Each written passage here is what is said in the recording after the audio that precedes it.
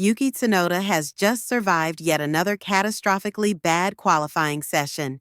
That's 5 Grands Prix in succession now, where the Japanese driver has not qualified for Q3, and with each successive weekend, pressure only mounts on Yuki. Both Racing Bulls emerged from Q1. Red Bull's next major hope, Liam Lawson, is picking up speed, and Tsunoda? He's getting further and further into the background. This is not a dip. It's turning into a crisis. Is there a car swap on the cards? And if there is, are we witnessing the demise of Yuki Tsunoda in Formula One? The Red Bull situation is now extremely transparent. Tsunoda's driving, especially in qualifying, isn't good enough.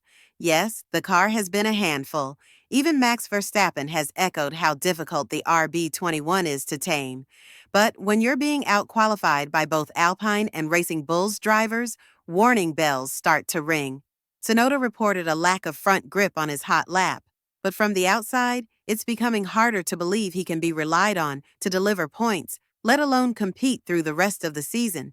And so the old question turns round once more. When is enough? Enough! Red Bull had given Yuki his public backing last year, promising him time, perhaps an entire season, to find his feet behind the RB21. But that was before this dip became a spiral. 2 Q2 performances in 5 races?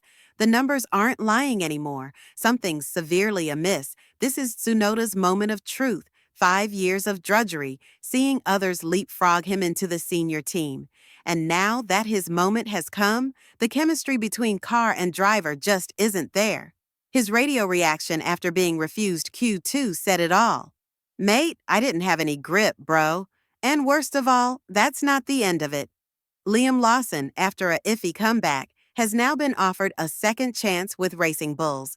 But Yuki? He may not receive the same privilege. Christian Horner made the point very clear. You can't stay in the sister team for 5 years and expect to hold your seat. That attitude is precisely what granted Yuki the advantage over Lawson previously, but paradoxically is the very same thing which may end his streak now. The fact? His whole Formula One career may hang by a thread. So what's in store for Red Bull? Perhaps the answer is already on the move. Young French upstart Isaac Hadjar has been one of the sole bright spots this season for Racing Bulls. Sure, he got out-qualified by Lawson in Austria, but he's now the top points leader from the Red Bull stable, not named Max Verstappen. Racing Bull's mission does not change. Build stars for the top team and close in on Max. But lately, that mission has begun to feel more like a curse than a launching pad. Which leads us to an even bigger, harder question. Should Yuki think that maybe this car simply doesn't suit him? Maybe that's cold, hard reality. And with Red Bull, that's how they'll think about it from now on. Now let me make something clear.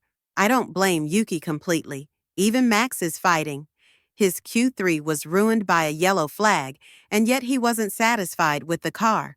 Red Bull brought upgrades to Austria, and for some reason the car looks worse than ever. Max didn't mince words. Yeah, the car is completely undrivable. I've got no grip. It's even worse than it was. I don't even know what to say. I've got no grip at low speed, medium speed, or high speed. And for that reason, Red Bull's second seat is suddenly a genuine conversation for the future.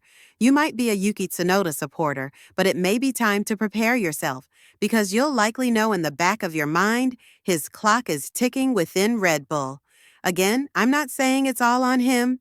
The car's been a disaster. The upgrades have backfired, but crashing out in Q1 only fuels a narrative that's been building for months.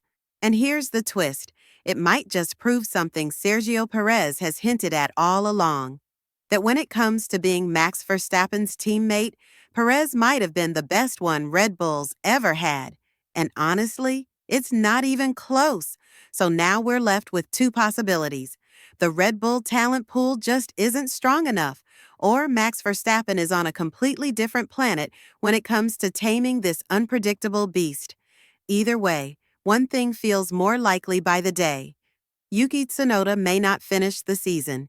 And with summer holidays approaching, and Helmut Marko already singing the praises of Isaac Hadjar, the writing is already potentially on the wall. The Frenchman is now the leader to replace Yuki if it does come down to it. But will this be a promotion for Isaac? We've seen how Tsunoda adapted to the car, and we've seen what that Lawson made it to Q3 in Austria, and even scored 4 points in Monaco as a Racing Bulls driver. From this point of view, I highly doubt that Hajar would find himself in a much better position next to Max, but it's the inevitable development of events that's bringing this fate upon Isaac. When asked about this potential swap of seats, with Tsunoda, Hajar said it loud and clear, "I'm not ready, but I will accept it if it comes my way." And you'd understand why he has that attitude. Weakness is not something that you need to be showing now that the competition is higher than ever. But if you listen to what his team principal Lauren Metches had to say regarding this promotion, you'd understand that Hajar is all but safe in Red Bull.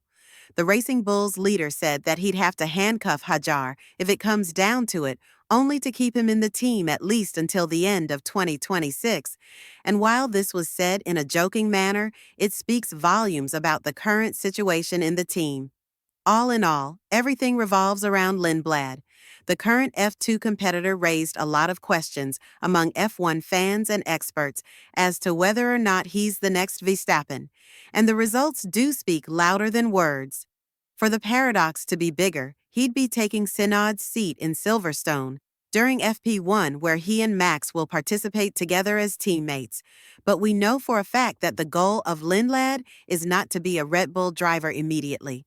Quite the contrary, he'd be given time to adapt to this sport thanks to a tenure with the sister team, and only then would he be considered as a legitimate replacement for the second seat in Red Bull in a very questionable scenario.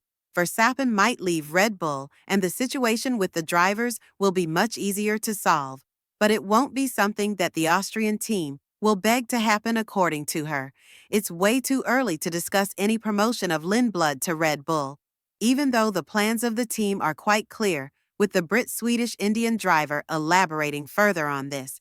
The team principal of Red Bull said, "Avid Lindblad is at the very beginning of his journey in Formula One, having been granted that license. First of all, Max receiving a ban. It is a situation that we want to desperately try and avoid, and should it come to it, we've got enough drivers to draw upon from the pool of Red Bull drivers, and in this entire situation, we need to give credit where credit is due." Liam Lawson, the Kiwi driver, has been put under a lot of pressure in the past couple of months for his performance, only for him to come to Austria and be the highest qualified driver for the race from Red Bull's camp. Yes, I know what you're going to say. Verstappen was unlucky with the yellow flag, but at the end of the day, that's part of the session as well. Every driver knows that these things can happen, and sometimes you win from them, and sometimes you lose. Lawson is now putting a very good case up for himself to remain in Racing Bulls, which might prompt Red Bull to think in another direction. Promote Hajar, kick Tsunoda out of the team, and give Lindblad an opportunity to compete next to Lawson. This could happen as early as in the second half of 2025, after the summer break. But from this point of view, it's a very questionable period for Tsunoda. He's the one who's living the hell of driving the second Red Bull car. And while he was praised by Horner for having the worst role in the sport, Max's teammate, that doesn't help when the results are being sought from the car. In this cruel world, the strong eat the weak, and even though we thought Tsunoda had more in him, we might have fooled ourselves. We can blame the team for sabotaging the car, and we can blame the engineers for not knowing how to develop it properly.